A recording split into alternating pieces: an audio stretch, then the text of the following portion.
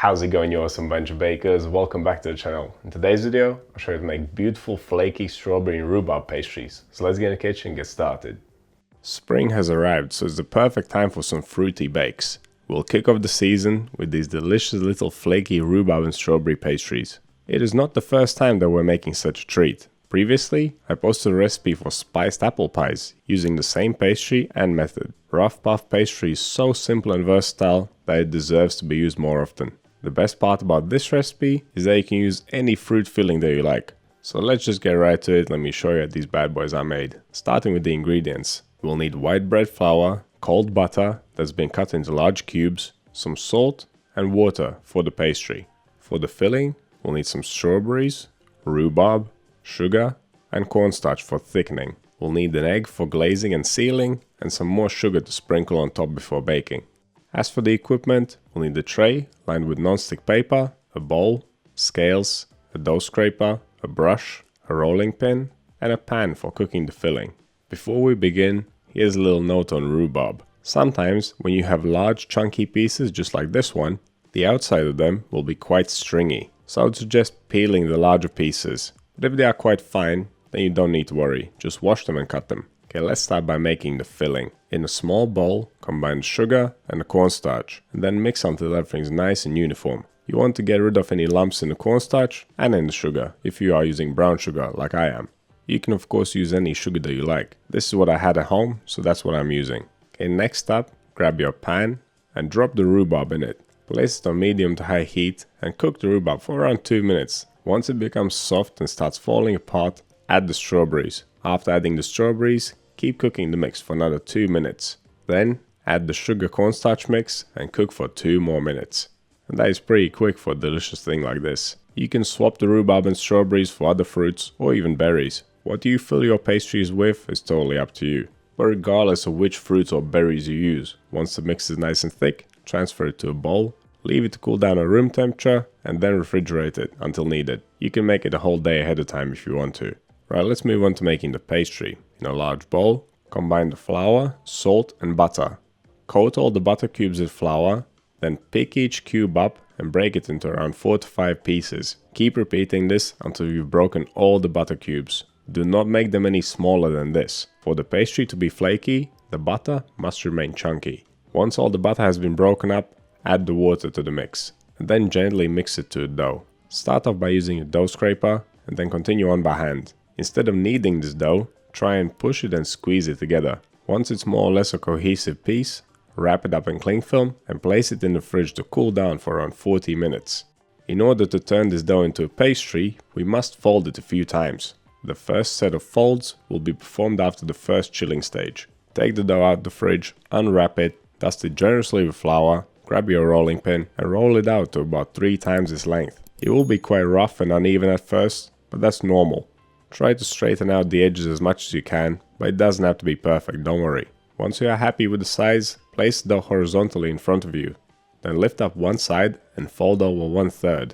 Straighten out the edges, brush off any excess flour, then lift up the opposite side and fold over the loose third. Now we have 3 layers. We're going to perform one more fold. Roll the dough in the direction of the 2 open ends, and just as previously, roll it out to a large rectangle, then lay it down horizontally in front of you, fold over 1/3, straighten it out, and fold over the loose third from the other side. And that is the first set of folds done. You may have noticed that I didn't put any sugar in this dough, and that's because it wasn't my intention to make a very sweet treat. The filling is sweet enough, and the pastry will be topped with sugar too. But you can of course customize your pastry. Add some sugar, add some spices. Swap a portion of wheat flour for spelt perhaps. We don't need much gluten in this recipe, so it should work just fine. But no matter what you put in your pastry, after the first set of folds, wrap it up and place it back into the fridge for another 40 minutes of chilling. After the second chilling stage, we can perform the second set of folds. And there is nothing new here. Roll the pastry out to 3 times its length, lay it down horizontally in front of you, fold it into 3, roll it out once again, fold it into 3 once more, wrap it up in cling film, and back inside the fridge it goes for the final time before we can start using it. Give it at least 40 minutes. I made mine a whole day ahead of time. Before you start shaping your pastries, preheat the oven. 180 degrees Celsius, 355 Fahrenheit, fan on. And that'll be 200 degrees Celsius or 390 Fahrenheit, fan off. I have piping bags at home, so I'm going to use them to apply the filling to the pastry. This is definitely not essential, you can just spoon it on. But if you have a piping bag, go ahead and use it, it's up to you. Okay, let's make some strawberry and rhubarb pastries. Each pastry needs the top and the bottom part. We're making 6 pastries, so we need 12 identical pastry squares. Dust your dough with flour generously and roll it out nice and big. It needs to be slightly larger than 40 by 30 centimeters or 16 by 12 inches. Trim the edges and then divide the pastry into 12 equal squares measuring 10 by 10 centimeters or 4 by 4 inches. Once you got your little pastry squares, grab the egg and brush it around the edges of 6 of the squares. Then take the filling and place around 2 tablespoons worth in the middle of each of the 6 squares. The recipe makes around twice the required filling. But as you saw at the beginning, once I cut the pastries open, it didn't look like there was much in there. It's just physically not possible to fill them up that much. If you look at the thumbnail of this video, the pastries look nice and full. When I was serving them, I cut them in half and filled them up even more with the remaining filling. You can of course do the same.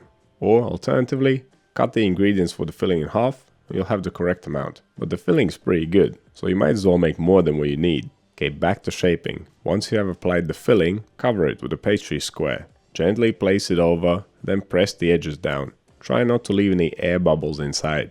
To really make the pastry stick, we're going to crimp the edge together with a fork. To make the job easier, and to prevent the fork from sticking to the pastry, dip it in flour once in a while. Once you're done crimping, there's one more thing that you can do to make them look extra tidy, and that is slightly trimming off the uneven edge. Of course this is not necessary, I just like to do it, makes them look nice and straight. And there you have it, that's how I fillet a rough puff pastry square with fruity filling.